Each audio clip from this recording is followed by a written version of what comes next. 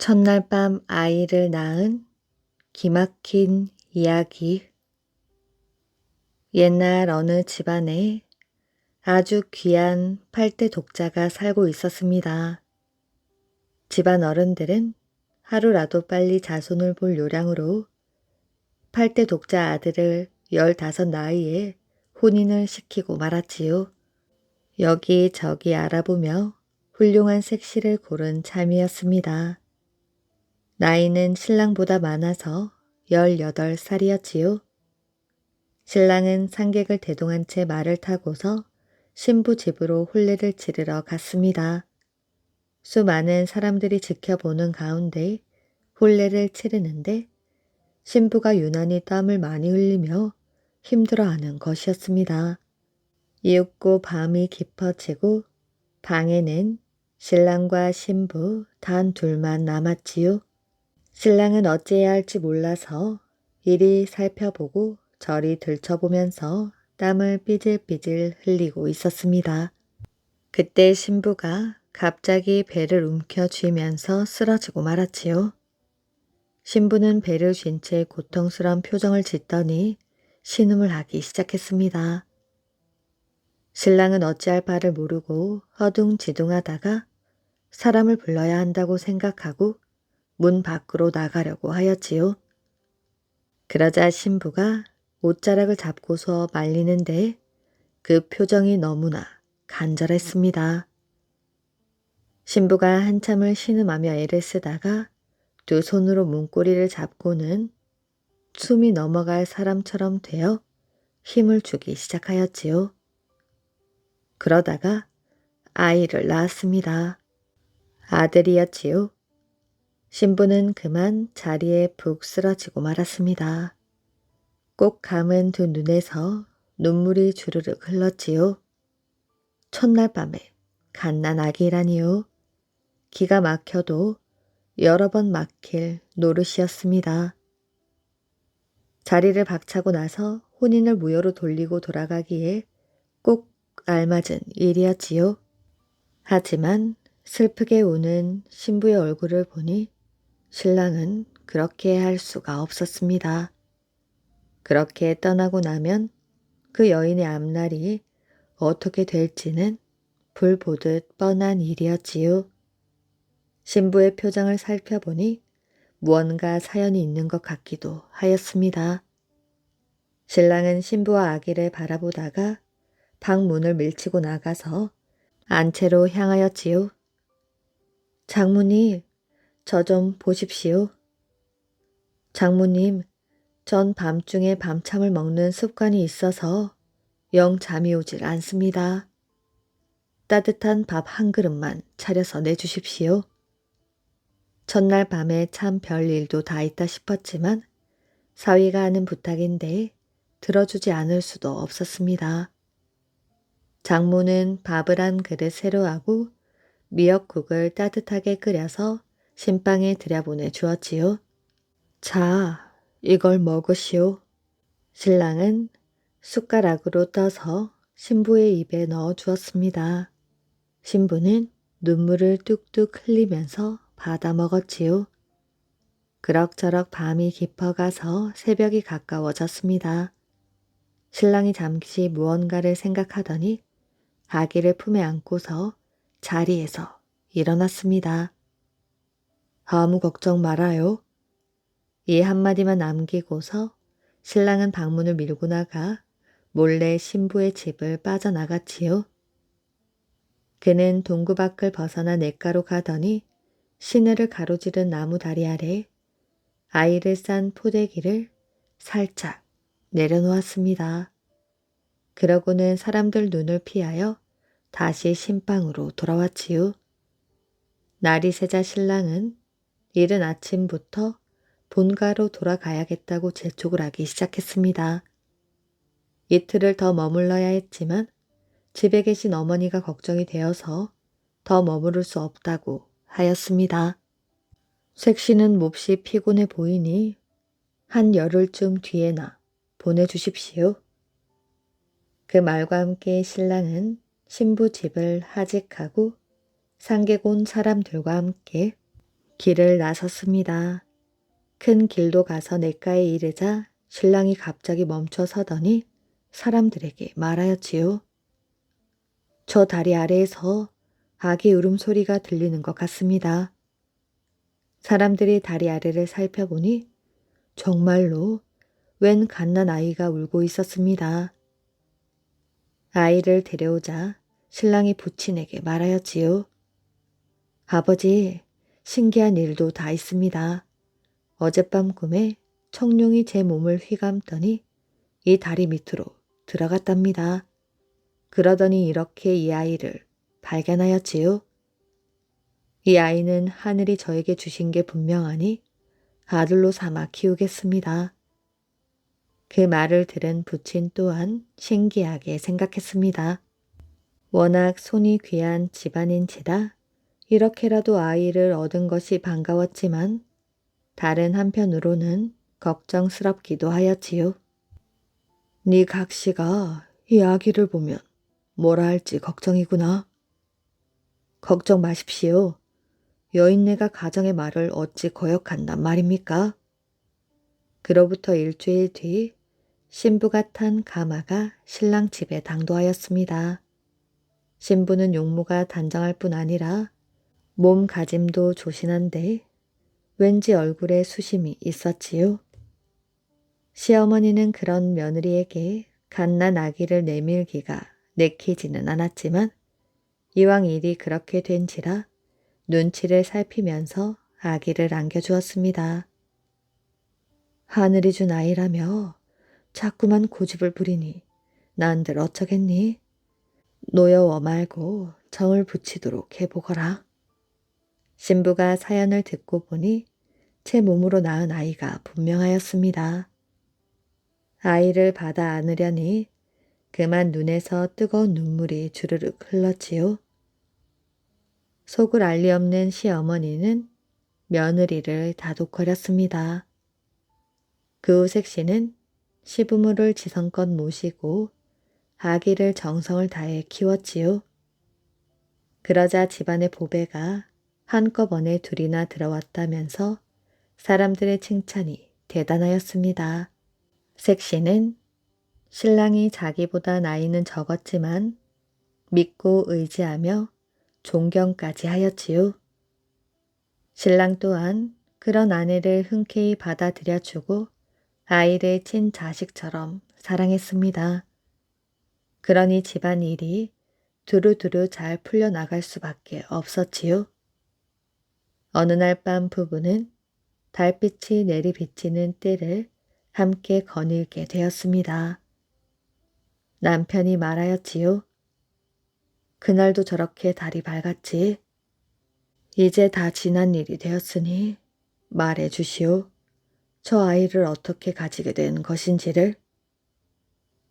다 저의 행실이 조신하지 못했기 때문이지요. 부끄러울 따름입니다. 그러면서 아내는 사연을 털어놓았습니다. 처녀척에 친구들과 함께 보름날 밤 강으로 목욕을 하러 갔습니다. 소변이 마려워 강가에 나와 소변을 본다는 것이 소변의 달이 언뜻 비치는 듯 하더니 갑자기 몸이 떨리는 게 아니겠어요? 그 뒤로 자꾸 배가 불러오더니 그만. 그러자 남자가 깜짝 놀라 말했습니다. 그리 된 일이었군.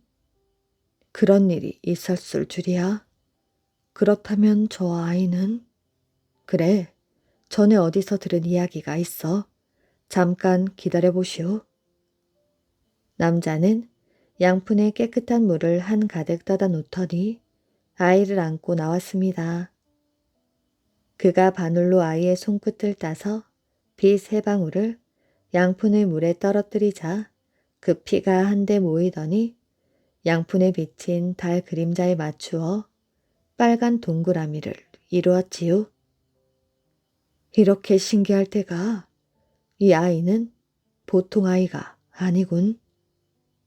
그러면서 남자는 아내의 손을 꼭 잡았습니다. 그 후 부부는 그 아이 말고 삼형제를 더 두었지요. 다들 재주가 뛰어난 아이들이었습니다.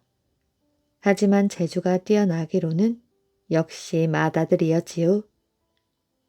그가 타고난 재주에 많은 노력까지 더하여 과거에 급제하여 벼슬길에 나아가니 집안의 큰 경사가 되었습니다.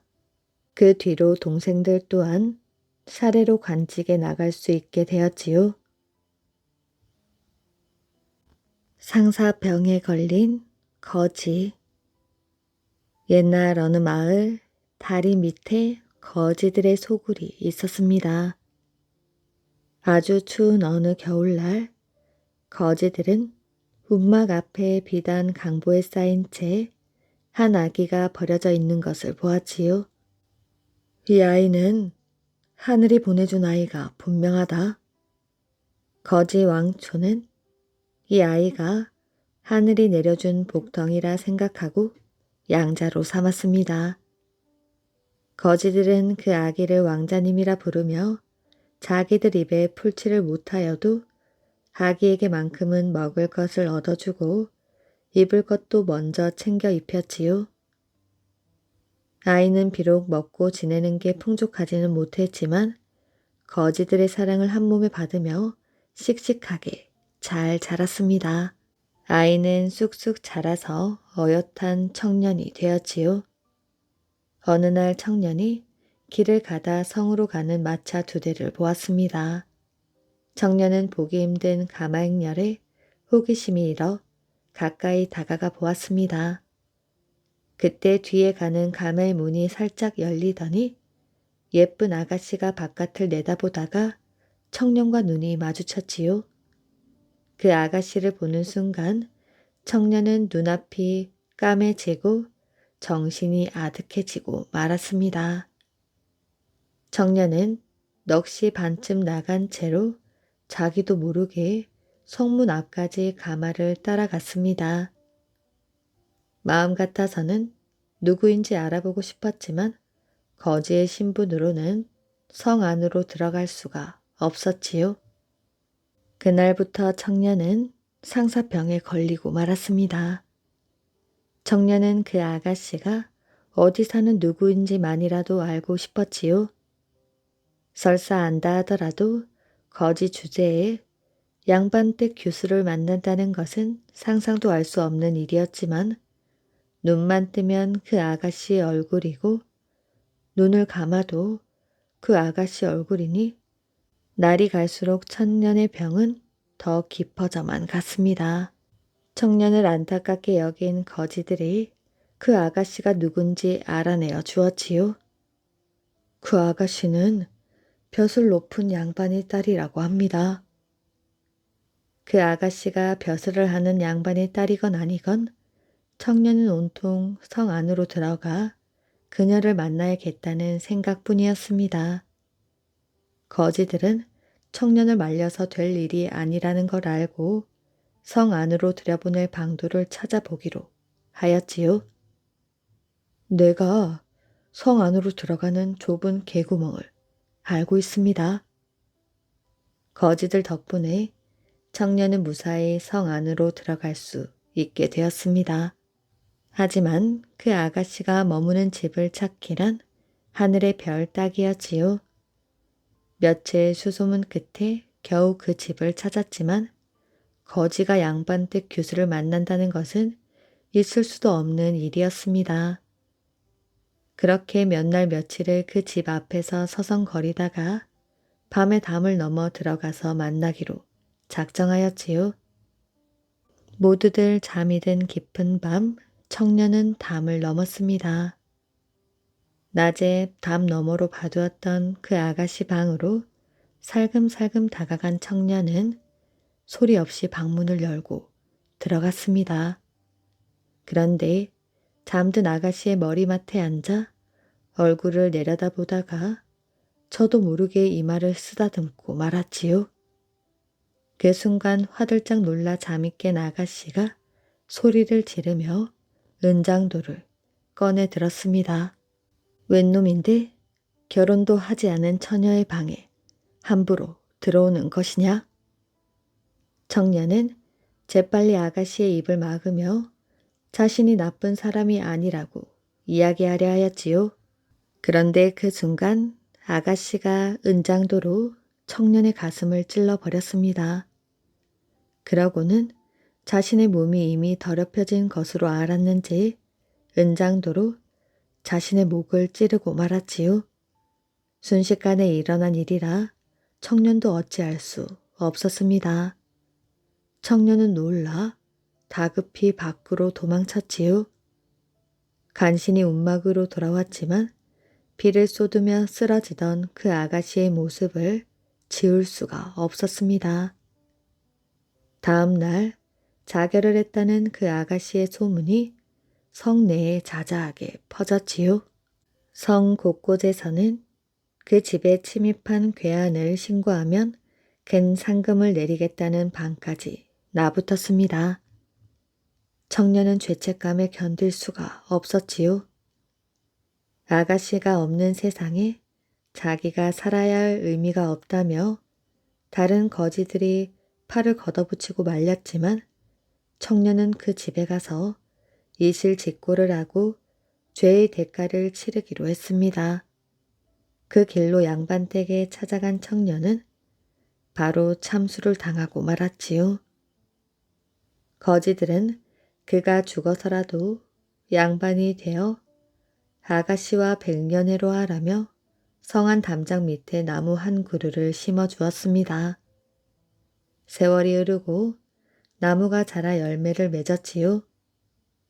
거지들은 죽어서 남아 두 사람이 만나 결실을 맺은 것이라고 기뻐했다고 합니다.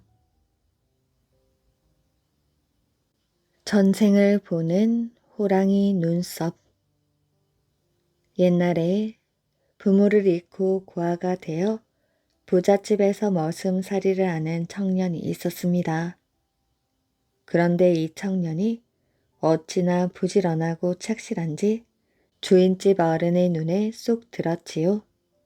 그래서 주인집에서는 그 총각을 외동딸과 혼인시켜 사위로 삼고 살림을 나누어 주어 살게 하였습니다. 아내를 얻은 청년은 전보다 더 열심히 일하였지요. 그런데 이상하게도 하는 일마다 되는 일이 없었습니다. 자식도 생기지 않고 재산도 없어지고 있었습니다. 처갓집에서 살림을 대주어도 자꾸만 돈 쓸 일이 생겨나서 금세 바닥이 나고 말았지요. 처갓집에서 대준 재산을 다 잃어버린 청년은 답답하기도 하여 견딜 수가 없었습니다. 그렇게 사느니 차라리 죽는 게 낫겠다 싶어 범의 밥이 될 요랑으로 산골짜기로 들어갔지요. 한참을 헤맨 끝에 하얀 범 한 마리를 발견한 청년이 말하였습니다. 나는 무엇 하나 되는 게 없는 사람이니 어서 나를 잡아먹어라. 그때 갑자기 호랑이가 하얀 영감으로 변하더니 눈썹 하나를 뽑아주면서 말하였습니다. 이걸 가지고 가서 눈에 대고 세상을 살펴보아라. 이상하게 생각한 청년이 호랑이 눈썹을 받아들고 집에 와서 눈 위에 호랑이 눈썹을 대고서 살펴보니 세상 사람들의 모습이 가지각색으로 보였지요. 자신은 분명 사람의 모습인데 아내는 암탉으로밖에 보이지 않았습니다. 아, 이래서 우리가 살 수 없는 게로구나. 청년이 답답한 마음에 집을 나서 길을 가는데 맞은편에서 웬 옹기장수 부부가 걸어오는 것이 보였지요. 청년이 호기심에 호랑이 눈썹을 대고서 부부를 살펴보니 여자는 사람의 모습인데 남자는 장닭이었습니다. 청년이 옹기장수를 불러 단도직입적으로 물었지요. 여보시오, 댁의 부부 생활이 어떻습니까? 그러자 옹기장수가 기다렸다는 듯이 말했습니다. 말도 마시오. 뭐가 씌었는지 되는 일이 하나도 없소. 나 또한 마찬가지라오. 내가 관상을 보니 우리 부부와 당신 부부는 인연이 엇갈린 게 분명하오.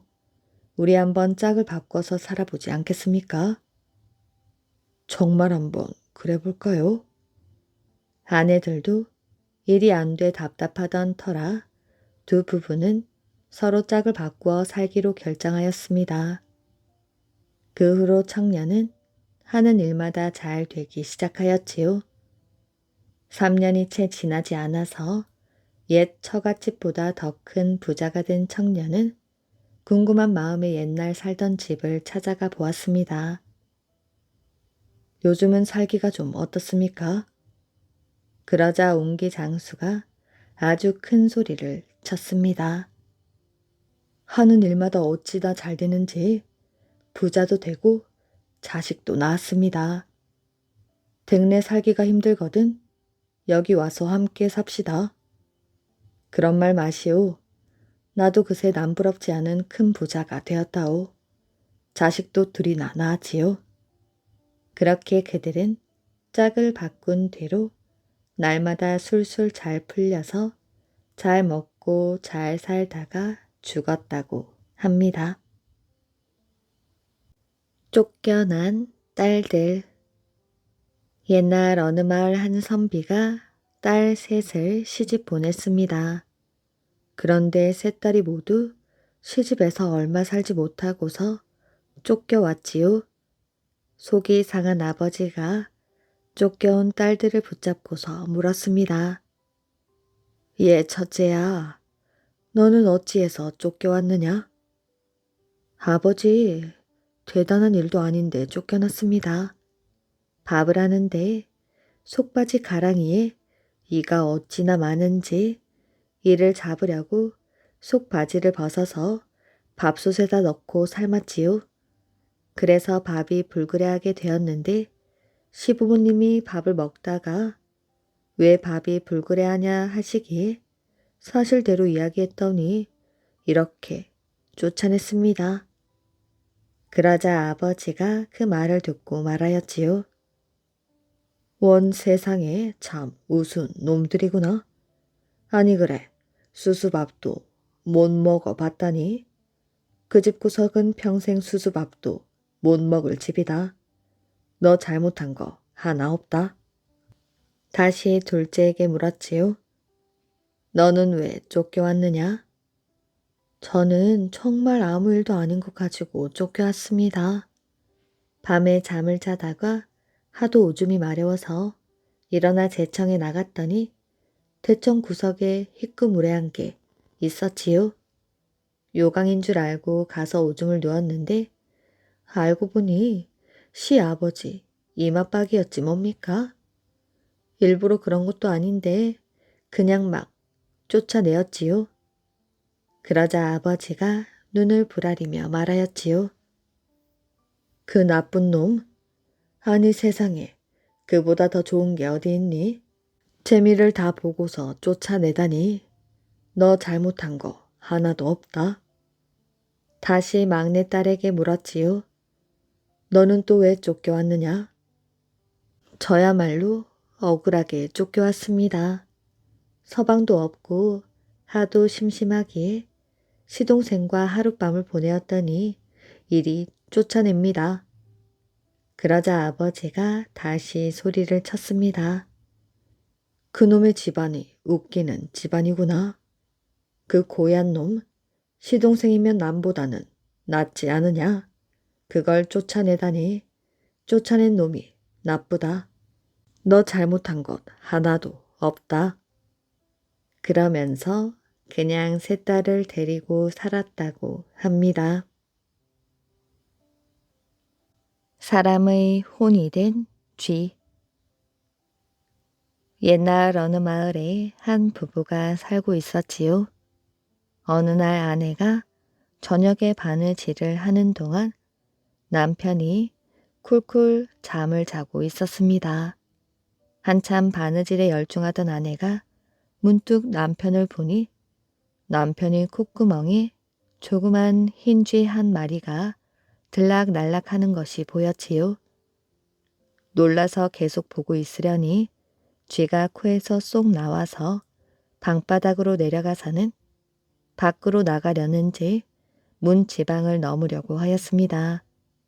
하지만 문 지방이 높아 넘어가지 못하였지요.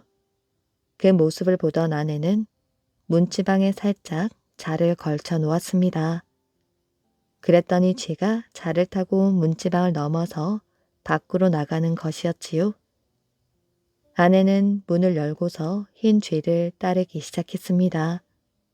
쥐는 어디를 가는지 길을 가다가 다시 다리턱에 부딪혀 올라가지를 못하고 있었지요.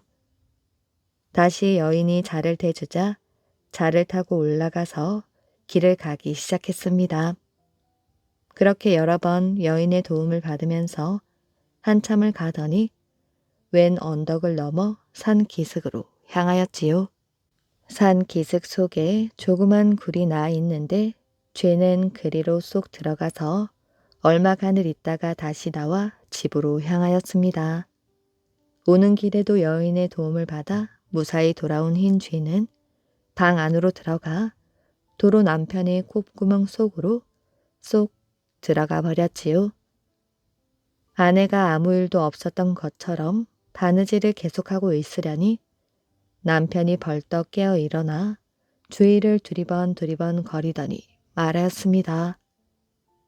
잠을 자다 이상한 꿈을 다 꾸었네. 무슨 꿈이요? 글쎄, 꿈에 어떤 높은 담장을 넘어가려는데 너무 높아 넘어가지 못하고 있었지. 그랬더니 어떤 예쁜 여자가 와서 다리를 놓아주지 않겠소? 그래서 담장을 넘어 길을 가는데 높은 장애물에 부딪힐 때마다 여자가 다리를 놔주더군. 그래서 어느 커다란 굴 앞에 이르러 안으로 들어갔는데 그 속에 글쎄 금이 가득 담긴 동그란 단지가 하나 묻혀있지 않겠소? 그러자 아내가 남편의 옷소매를 잡아 끌었지요. 한번 가봅시다. 꿈속에 갔던 곳을 어떻게 찾아간단 말이오? 제가 앞장서겠어요. 아내는 부엌으로 들어가서 밥 한 그릇과 반찬을 싸 들고 나와 앞장서서 집을 나섰습니다.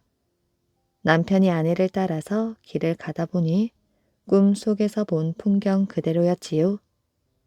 남편이 신기하게 여기면서 계속 아내를 따라 언덕을 넘어가서 산 기슭으로 접어드니 덤불 속에 조그만 굴이 보였습니다. 저 굴이 아닌가요? 맞는 것 같구려. 그러자 아내는 굴 앞에 밥과 반찬을 차려놓고는 자기도 큰 절을 하고 남편도 큰 절을 시켰습니다. 정성껏 제사를 올리더니 그 굴 속으로 기어 들어가 보았지요. 들어가서 땅을 이곳저곳 톡톡 두드리니 한 곳에서 쨍그랑 소리가 울려 나왔지요. 아내가 남편을 시켜서 그곳을 파보게 하니 과연 동그란 단지가 하나 나왔습니다. 뚜껑을 열어보니 단지 속에는 정말로 금이 하나 가득 들어있었지요.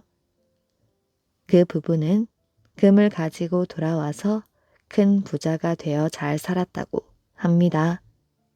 하얀 쥐는 사람들의 혼이라는 말이 있다고 합니다.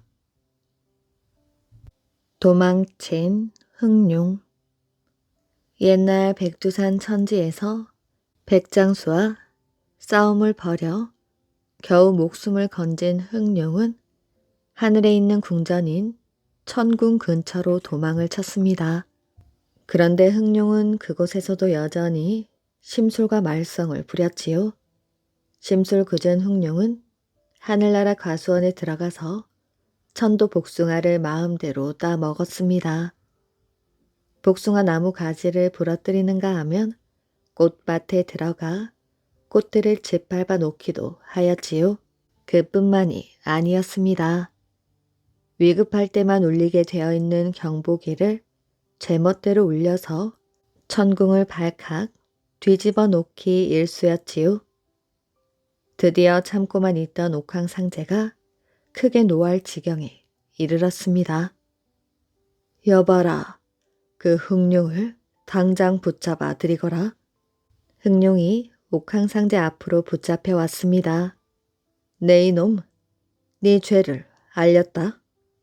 옥황상제가 성난 목소리로 꾸짖었지만 흥룡은 천연덕스럽게 대꾸를 했습니다. 죄가 죄를 지었다니 그게 무슨 말씀이십니까? 그래도 이놈에게 곤장 100대를 내려라. 그리고 저 못된 녀석을 백두산으로 보내 죄를 씻도록 해라. 흥룡은 백두산으로 쫓겨 내려갔습니다. 또 못된 짓을 할 때에는 용서하지 않을 것이다. 알겠습니다.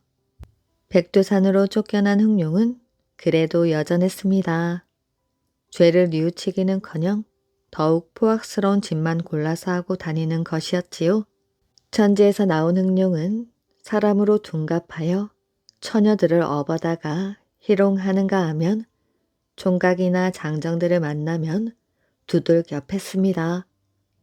숲속에 가서 짐승들을 닥치는 대로 붙잡아서는 먹고 싶으면 먹고 먹기 싫으면 나무에다가 쭉쭉 깨어서 매달아 놓기도 하였습니다.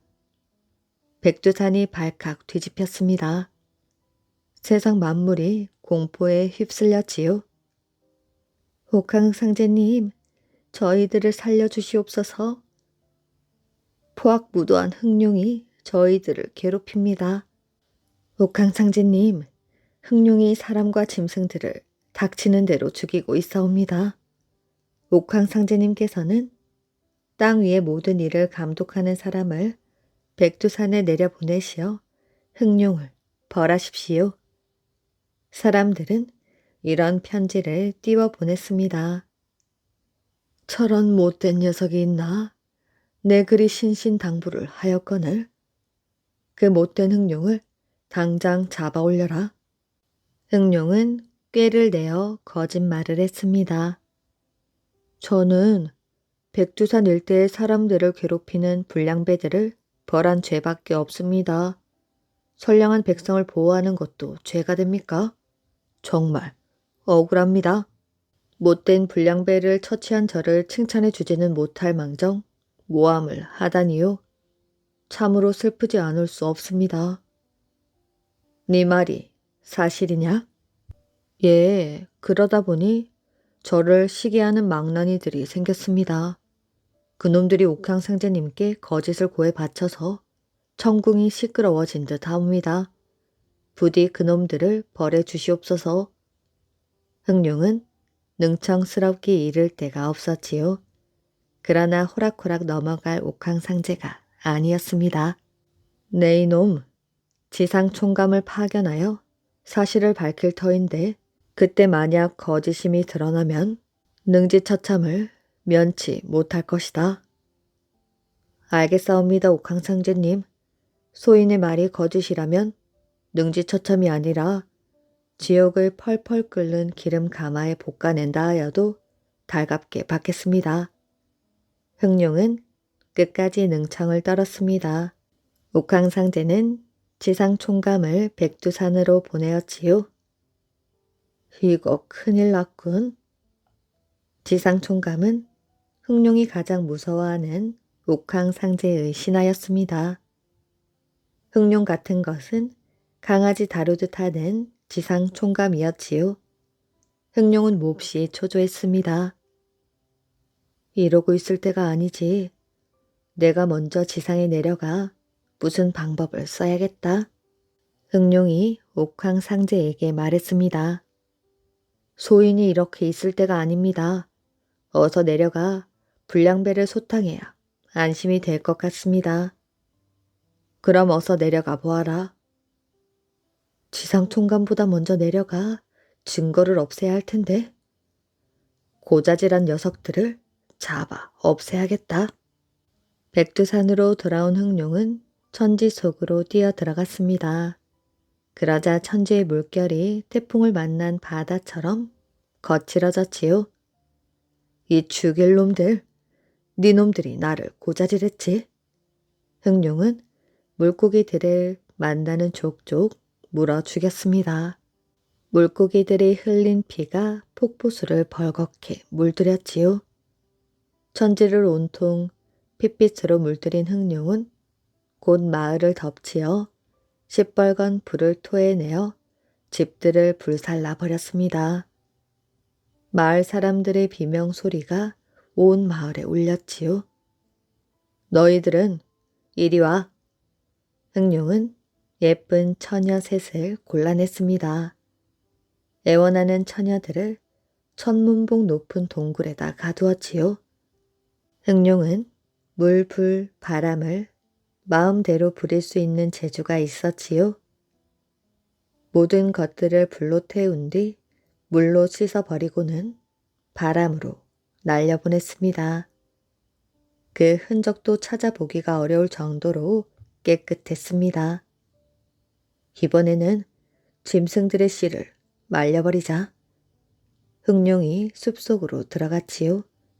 그러나 미리 소식을 들은 산 짐승들은 뿔뿔이 도망쳐서 그림자도 보이지 않았습니다. 이런 일이 있은 이틀 뒤 천궁의 지상 총감이 내려왔지요.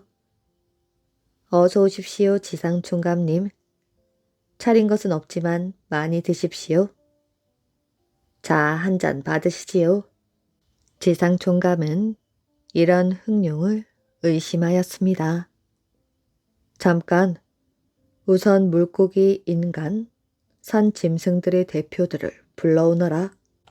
아, 글쎄, 제가 천궁의 부름을 받고 올라간 뒤 그 악당들이 백두산 식구들을 모조리 죽이고 도망갔지 뭡니까? 이 일을 어찌하면 좋겠습니까?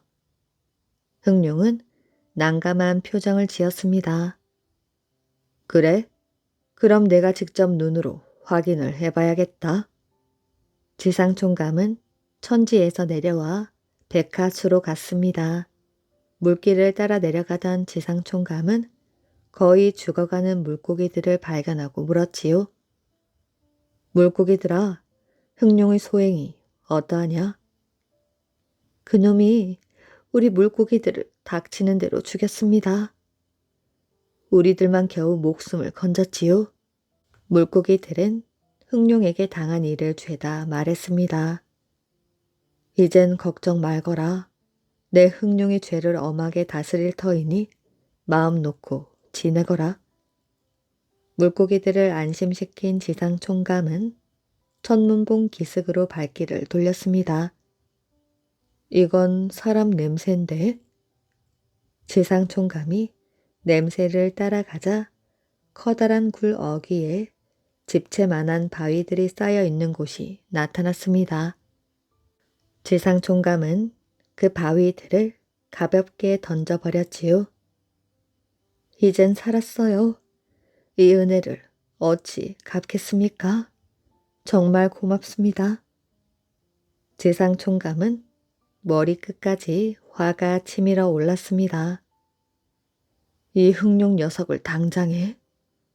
흑룡 네 이놈, 끝까지 거짓말로 하늘을 속일 작정이냐? 뭘 잘못 아신 것 같사옵니다. 지상총감은 화가 나서 발을 굴렀습니다. 지상총감이 발을 구르자 바위들이 갑자기 무너져 내렸지요. 그때 무너진 바위에서 예쁜 처녀 셋이 나왔습니다. 살려주십시오. 여기에요. 그대들은 어찌하여 동굴에 갇혔는고? 흑룡의 지시옵니다. 흑룡이 저희들을 희롱하고 동굴에 가두었습니다. 천하에 둘도 없는 악독한 흑룡이옵니다. 새 처녀는 눈물을 흘리며 말했습니다. 겁을 먹은 흑룡은 지상총감의 다리에 매달렸지요. 죽을 죄를 지었사옵니다. 목숨만 살려주십시오. 지상총감은 생각하면 할수록 화가 치밀어 올랐습니다. 옥황상제님까지 속였으니 죄가 크다. 하늘이 너를 용서하지 않을 것이다. 흑룡은 화개봉 중턱에 우뚝 솟은 돌 기둥에 꽁꽁 묶이는 신세가 되었습니다. 석 달 열흘 동안 햇볕에 말리고 추운 밤에는 꽁꽁 얼리는 형벌을 내리노라. 이 말을 남기고 지상총감은 천궁으로 올라갔습니다. 결국 흑룡은 죽고 말았지요. 100여 년 전까지만 해도 화개봉의 돌 기둥에는 얼룩덜룩한 용 껍질이 감겨 있었다고 합니다. 거짓말 잘하는 장씨. 옛날 어느 마을에 장씨라는 사람이 있었는데 이 사람은 거짓말을 아주 잘하고 그 거짓말이 탈로 나지 않도록 둘러대는데도 아주 능숙했습니다. 어느 날 장씨는 아주 싼 값에 찻잔 4개를 샀지요. 원래 찻잔은 5개가 한 벌인데 1개가 깨지는 바람에 상인이 장씨에게 싸게 판 것이었습니다. 장씨는 동네 사람들에게 이렇게 자랑하였지요. 내 이번에 찻잔 한 벌을 샀지. 아주 비싸고 좋은 거라네. 구경하고 싶으면 언제든지 보여주겠네. 동네 사람들은 장씨가 거짓말쟁이라는 것을 알고 있었으므로 함께 의논을 하였지요. 장씨가 그 돈을 주고 찻잔 한 벌을 샀을 리가 없지. 맞아, 틀림없이 거짓말일 거야. 마침 우리가 5이니 함께 장씨네 집에 가서 차를 청하세. 그럼 1개가 모자라는 것이 들통날 것이니. 이리하여 5명의 동네 사람들이 장씨네 집으로 갔습니다. 자네가 며칠 전 찻잔 한 벌을 샀다고 자랑하길래 차를 마시러 왔네. 차를 마시면서 얼마나 좋은 찻잔인지 구경도 할 겸 말일세. 장씨는 조금도 당황하지 않고 호들갑스럽게 환영 인사를 했습니다. 그리고는 하인을 불러 태연하게 명령하였지요. 며칠 전에 사온 찻잔으로 차를 내오도록 해라. 그런데 장씨는 차를 가지고 오라고만 했을 뿐 몇 잔을 가져오란 말은 하지 않았습니다. 하인이 생각하였지요. 대체 어쩌자는 거야. 새로 산 찻잔은 4개뿐인데 손님은 5이니. 그래서 하인은 차를 내가지 못하고 혼자 고민하고 있었습니다. 그런데 장씨는 하인의 고민 따위는 알지도 못한다는 듯 손님들과 이런저런 이야기를 나누었지요. 이야기 도중 한 사람이 조금 전 찻집에 다녀왔는데 거기서 벌써 차를 2잔이나 마셨지 뭔가? 라고 말했습니다. 그러자 장씨는 얼른 하인을 다시 불러들였지요. 한 분은 이미 차를 마시고 왔다고 하는군. 그러니 넉 잔만 내오게. 하인이 곧 차를 넉 잔 내왔습니다. 5 사람들은 당했구나 하는 표정으로 서로의 얼굴을 말없이 바라보다가 차를 마시고 그 집을 나섰습니다. 우리가 서툴러서 그 거짓말쟁이의 뻔뻔한 거짓말을 폭로시키지 못하였지. 하지만 여기서 포기하지 말고 내일 또 장신의 집에 가서 차를 청해보세. 내일은 조심하기로 하고 말이야. 이리하여 5 사람은 다음날 또 장신의 집으로 갔습니다. 어제 이 집 차 맛이 어찌나 좋던지 오늘 또 마시러 왔다네. 물론 오늘도 차를 마실 수 있겠지. 장씨는 여전히 당황하지 않고 환영 인사를 했습니다. 아, 정말 잘 왔네. 물론 차를 대접하고 말고. 장씨는 하인을 불러 말했습니다. 어제 내왔던 찻잔으로 차를 내오도록 해. 하인은 또 고민에 빠졌지요. 오늘도 손님들이 5인데 그런데 여전히 찻잔은 4개뿐이야. 대체 차를 몇 잔 내가야 하는 거지? 그래서 하인은 차를 내가지 못하고 주인의 눈치만 살폈습니다.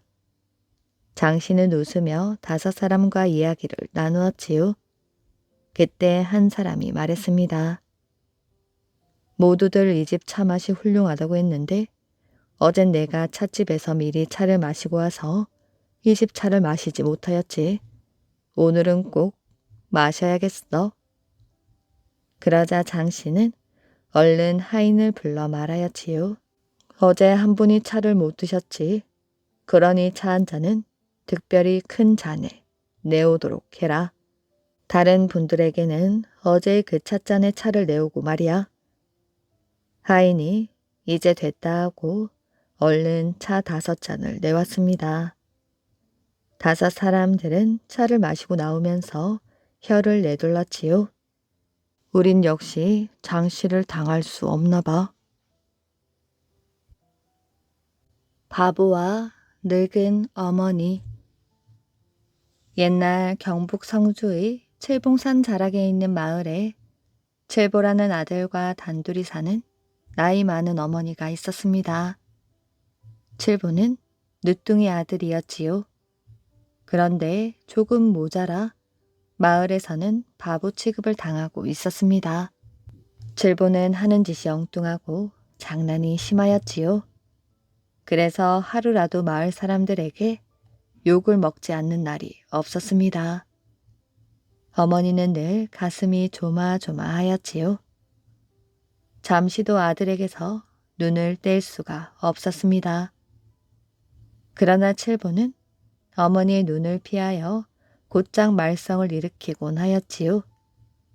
하루는 이런 일이 있었습니다. 어머니가 산에 나무를 캐러 가느라 집을 비우게 되었지요. 어머니는 칠보가 또 무슨 말썽이라도 피울까 칠보를 방 안에 가두어 놓고 집을 나섰습니다. 하지만 방 안에 갇혀있던 칠보는 어느새 방문을 부수고 밖으로 나왔습니다. 칠보는 마당에 서서 혼자 중얼중얼 거렸지요. 무슨 재미난 일이 없을까? 옳지. 샘골 모뚝을 허물어뜨리자. 그러면 집도 사람도 다 떠내려 가겠지. 정말 재밌겠다.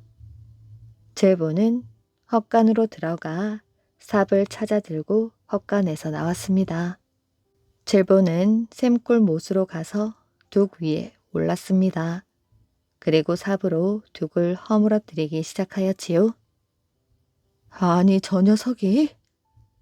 마을 사람 하나가 샘골 못에 왔다가 칠보가 하는 것을 보았습니다. 그는 칠보에게 삽을 빼앗았지요. 그리고 칠보를 마을로 데려가 나무에 묶었습니다. 마을 사람들이 모두 몰려나와 성난 얼굴로 칠보를 애워쌌지요. 이놈, 못둑을 헐면 어떻게 되는지 아느냐? 우리 마을이 물에 휩쓸려 가서 흔적도 없이 사라진단 말이다. 이런 못된 놈, 우리 마을을 망하게 하려는 이런 녀석은 멍청마리를 하여 마을에서 쫓아내 버려야 한다고. 마을 사람들은 멍석을 가져와 칠보를 둘둘 말았습니다. 그리고 몽둥이를 가져와 칠보를 때렸지요. 바로 그때 나무를 캐러 갔던 어머니가 뒤늦게 소식을 듣고 급히 달려왔습니다. 어머니는 멍석에 둘둘 말린 칠보를 감싸 안으며 울며 말하였지요. 제발 용서해 주십시오. 이 아이는 자기가 하는 일이 옳고 그른지도 모르는 철부지입니다. 이 아이를 때리려거든 차라리 저를 때리십시오. 어머니는 손이 발이 되도록 빌었습니다. 그러자 촌장이 말하였지요. 할멈, 이번 일은 없던 일로 할 터이니 칠보를 잘 가르치시오. 다음에 또 이런 짓을 했다가는 용서하지 않겠소. 감사합니다. 앞으로는 절대 이런 일이 없도록 주의를 주겠습니다. 어머니는 칠보를 집으로 데리고 왔습니다. 그 후 어머니는 어디를 가든 칠보를 데리고 다녔습니다. 어머니의 눈길을 벗어나면 꼭 말썽을 부리기 때문에 언제나 칠보에게서 눈길을 떼지 않았습니다. 그래서 칠보는 장난을 치고 싶어도 장난을 칠 수 없었지요. 여름이 되었습니다. 그런데 마을에 가뭄이 들어 샘물 목물이 점점 줄어들더니 드디어 바닥이 드러나 버린 것입니다. 마을 사람들은 근심에 휩싸였지요. 샘골물이 거의 다 말라버렸어. 올해 농사는 이제 끝장이야. 이거 꼼짝없이 굶어 죽게 생겼군. 이렇게 사람들이 모인 자리에서 어김없이 나오는 말이 가뭄에도 마르지 않던 못이 왜 바닥을 드러냈냐는 것이었습니다. 샘골물은 수천 년 동안 단 한 번도 마른 적이 없다잖아. 그런데 석 달 가뭄에 바닥이 드러나다니 아무래도 이상하지 않아? 혹시 칠보가 지난 봄에 오뚝을 건드려 샘골 못물을 지키는 용이 화가 난 게 아닐까? 듣고 보니 그렇네. 칠보 녀석 때문에 우리가 이런 고통을 당하는 것 같아. 마을 사람들은 가뭄이 계속되는 것이 칠보 때문이라고 믿게 되었습니다. 그래서 하루는 촌장을 비롯하여 마을 어른 몇 사람이 모인 자리에서 이런 말이 나왔지요. 샘골 못물을 지키는 용이 놓아여 비가 내리지 않는다면 일단 노여움을 풀어드려야 하지 않겠소.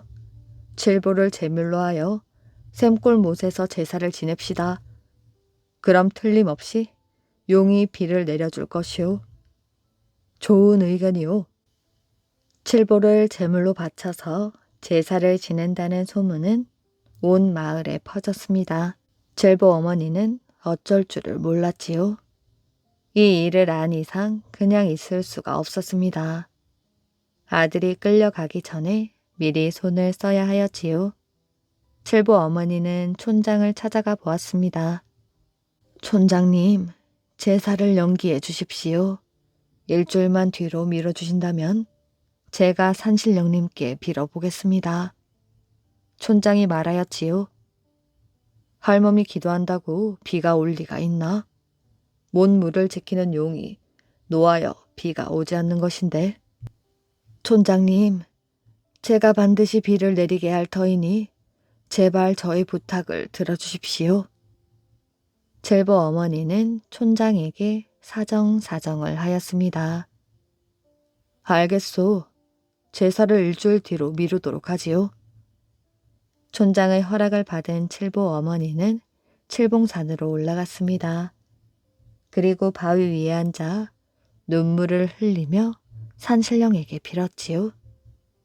산신령님, 비를 내려주십시오. 저의 간절한 소원입니다. 비를 내려주셔야 저희 아들 칠보가 살 수 있습니다. 칠보 어머니는 사흘 밤낮을 쉬지 않고 빌었습니다. 밥 한 숟가락도 뜨지 않았지요. 나흘째 날이 밝을 무렵이었습니다. 산 봉우리에서 이런 소리가 들렸습니다. 할멈은 고개를 들라 나는 칠봉산 산신령이다. 칠보 어머니는 얼른 고개를 들었습니다. 아들을 살리려는 너의 정성이 보통이 아니구나. 너의 소원대로 비를 내려주겠다.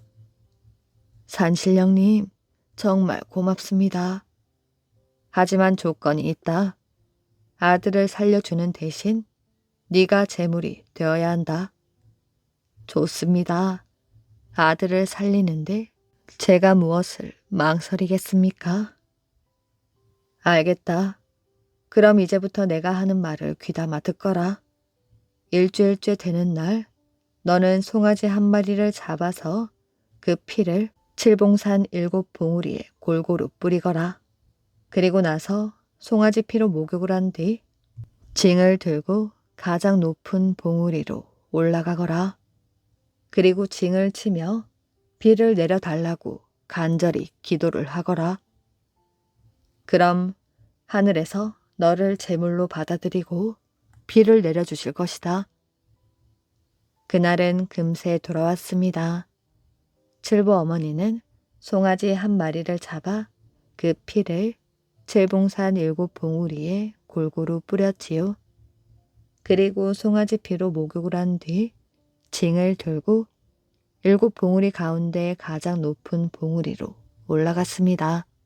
그리고 징을 치며 이렇게 기도하였지요. 비를 내려주십시오. 첼보 어머니의 기도 소리와 징 소리가 어우러져 하늘로 울려 퍼졌습니다. 얼마 뒤 하늘에 먹구름이 몰려오더니 소나기가 쏟아지기 시작하였지요. 굵은 빗줄기였습니다.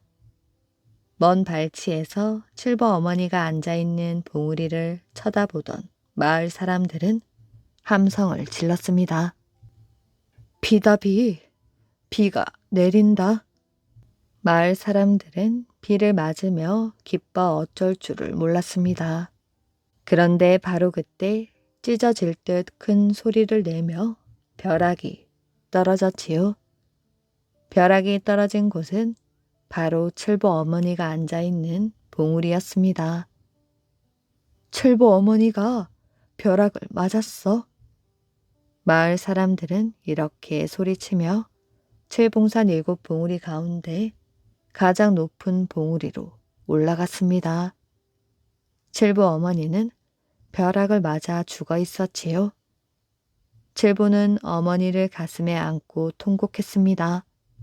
어머니, 이 못난 자식을 위해 돌아가셨군요. 마을 사람들은 칠보가 울부짖는 소리를 듣고 자신들의 귀를 의심했습니다. 칠보가 딴 사람이 되어 있었기 때문이지요. 칠보 어머니의 기도로 칠보의 정신이 돌아온 거구나. 그 뒤 칠보 어머니가 죽은 자리에 바위 하나가 솟아났습니다.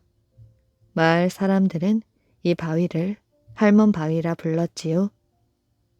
그런데 언제부터인가 이 바위에서 댕댕 하는 징 소리가 들렸습니다. 그러자 사람들은 이 바위를 댕댕이 할멈 바위라고 부르기 시작했다고 합니다. 그 후 이 고장 사람들은 오랫동안 비가 내리지 않으면 댕댕이 할멈 바위에게 제사를 지냈는데 제사를 지내고 사흘이 지나면 언제나 비가 내렸다고 합니다. 이야기 재미있게 잘 들으셨나요? 오늘의 이야기는 여기까지입니다. 오늘도 이야기를 들어주셔서 정말 감사합니다. 오늘도 편안한 밤 되시길 바랍니다.